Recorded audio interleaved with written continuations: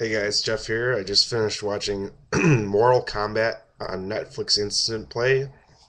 It's your standard issue talking head documentary.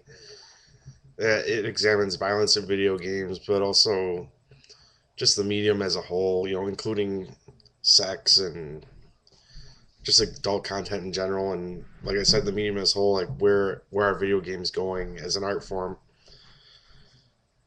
And like I said, standard issue, a bunch of talking heads, cut to a bunch of montages of video game clips.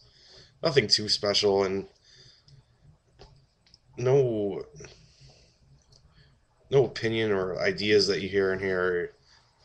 If you follow the industry, it's not going to be, or if you think about these things or go to college or whatever, it's not going to be anything that you haven't heard before. But it's enjoyable enough, especially if you're into the subject matter and if you care about video games, you'll get something out of it. You'll see lots of recognizable people from Game Informer. You got Jack Thompson in it. You got people from all around the industry. Probably my two favorite contributors. All it is just interviews with people with video game footage. My two favorite contributors were this MIT professor who just had a lot of smart stuff to say, and then the guy behind, I forgot the name of the developer, the guys that did like the Oddworld games. He did Oddworld, Abe's Odyssey, and he had interesting things to say about the industry, and he had this cool story about like this guy that had lost his wife and kids, like everyone was dying on him, and he was gonna kill himself, but he had this money left over, and he decided to buy a PlayStation, and he bought Oddworld. And he talked about how like he got a letter from this guy that's saying that like that game saved his life because it made him laugh. And it's stuff like that that makes it worth seeing.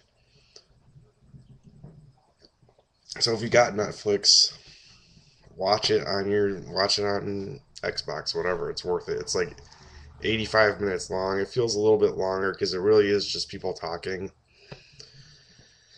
The It's constantly throughout it. It's just video game footage being played over it.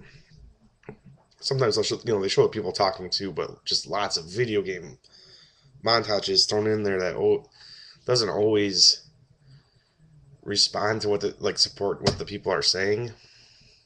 For the most part, it does, but I would have thought it was cool. I mean, it would be cool since this is pretty niche stuff, anyways. It's pretty specific material. Like they could have broken down more games specifically, like show certain scenes and show how the action goes. It's just like blasting it across the screen, but I mean, they do go into specific games.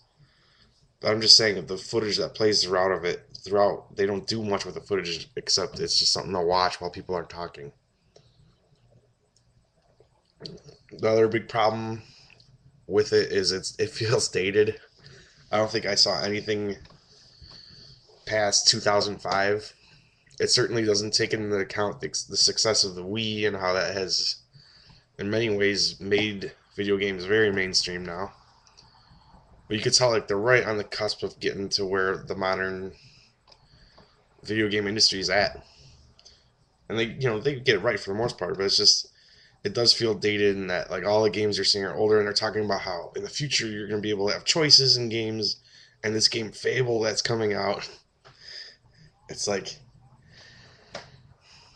the game that they're talking. They haven't played Mass Effect yet, obviously, and games like of that nature. But they were saying that's what's going to happen in games is you're going to have more choices. So if you think about like it says the movie released in 2008, and there's some statistics at the end that play over the end credits like from 2008. But like I said, you could tell when this was done was mostly around 2005. So it does make it feel kind of dated. I was really worried in the early parts of it that it would be like this movie like denouncing violence in video games because honestly for like 10 minutes near the beginning they let all these Jack Thompson people go on and they let these people argue that violent video games well, there's a link between violent video games and violent behavior, but it definitely gets shut down by people who know what they're talking about later in the movie. And I think the movie does, make the obvious right point that video games are art. And they're a reflection of life. They don't cause things to happen.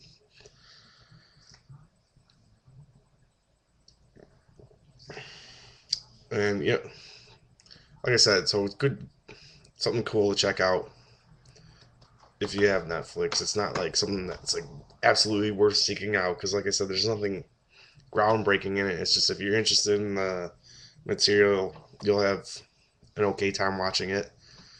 A couple things like, I guess there's just some thoughts responding to the movie here. Like, they definitely highlight certain games. Like, they talk about Grand Theft Auto and they talk about Manhunt, like basically saying it's a snuff film of video games. But when they talk about Grand Theft Auto, I think they miss a major point. Like this one IT professor says, Grand Theft Auto is the birth of a nation of video games. Birth of a Nation was a movie that was groundbreaking in that it's created most modern film techniques, except it was this 1915 movie about the Civil War that was completely racist. And he's saying, it's a good like metaphor for what Grand Theft Auto is. It brought the open world game and it expanded our idea of what games could have in it. Yet some of the things in it are just that you could do in it are so vile and blah blah blah. Cool point. But the whole movie, I guess no one in the movie or whatever, and no one making it missed one of my points why I defend the Grand Theft Auto series is because it's satire. It makes fun of the things that, yeah, you could just go in there and blow someone's head off, and there's a lot of people who do that and have fun in it, but it does have something to say about violence, especially Grand Theft Auto 4, which is obviously made after this movie.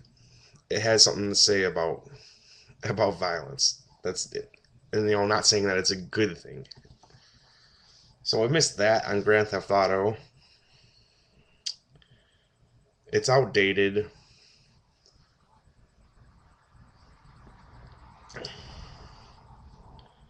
And like I said, a bunch of montage stuff. It's a little too much montage stuff.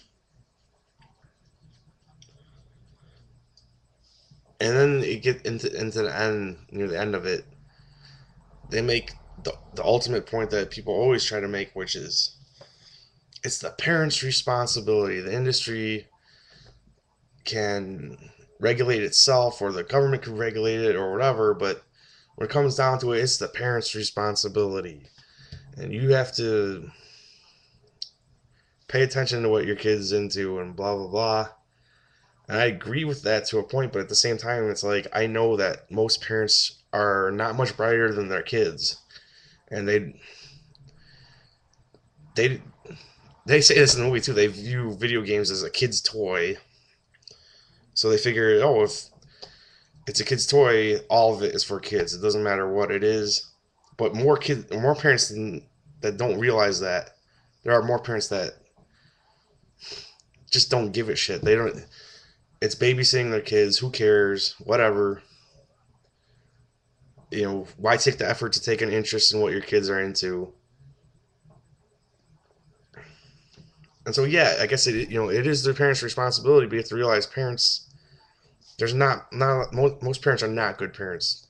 They're not all Einsteins. So this is just like every time I hear all these arguments about violence in art and what's permissible and how do we protect the children, which, first of all, fuck the children. I give a shit about the children. But if you do care, how come no one ever brings this idea up? 3 words: media, literacy, education. You teach kids how to interpret media because their fucking dumbbell parents aren't going to do it in school. And you have it age appropriate. So if you're in kindergarten, you're watching cartoon violence and you examine, hey, that's not real. You can't hit someone with a frying pan. It's just like, I would just love to see someone else make that argument besides me. Am I the only one that thinks that's a good idea? Anyways, check the flick out on Netflix.